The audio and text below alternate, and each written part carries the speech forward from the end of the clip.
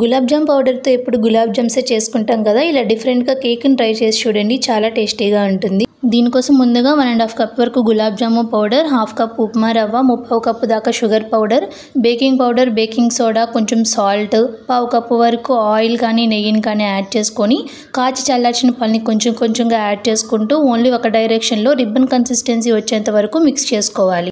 ఇప్పుడు ఫ్లాట్గా ఉన్న ఏదైనా ఒక బౌల్ని తీసుకొని బటర్ పేపర్ పెట్టుకొని మనం మిక్స్ చేసుకున్న కేక్ బ్యాటర్ని అందులో వేసుకొని పైన కొంచెం డ్రై ఫ్రూట్స్ యాడ్ చేసుకొని దీన్ని ముందుగా ప్రీహీట్ అవుతున్న ప్యాన్లో పెట్టుకొని లో ఫ్లేమ్లో 45 మినిట్స్ బేక్ చేసుకోవాలి. ఇప్పుడు ఏదైనా ఒక ప్యాన్ పెట్టుకొని 1/2 cup sugar, 1/2 cup water add చేసుకొని షుగర్ మెల్ట్ అయిన తర్వాత కొంచెం ఇలాచీ పౌడర్ని యాడ్ చేసుకొని 2 మినిట్స్ మరిగించుకోవాలి. ఇప్పుడు కేక్ పూర్తిగా చల్లారిన తర్వాత ఇలా హోల్స్ పెట్టుకొని మనం ప్రిపేర్ చేసుకున్న షుగర్ సిరప్ని కేక్ పైన ఇలా పోసుకోవాలి. అంతే అండి, ఇలా చాలా సింపుల్గా గులాబ్ జామ్ కేక్ని మనం ఇంట్లోనే ప్రిపేర్ చేసుకోవచ్చు. చాలా టేస్టీగా ఉంటుంది. ఒకసారి మీరు ట్రై చేసి మీకు ఎలా కుదిరిందో కామెంట్ చేయండి. Bye bye.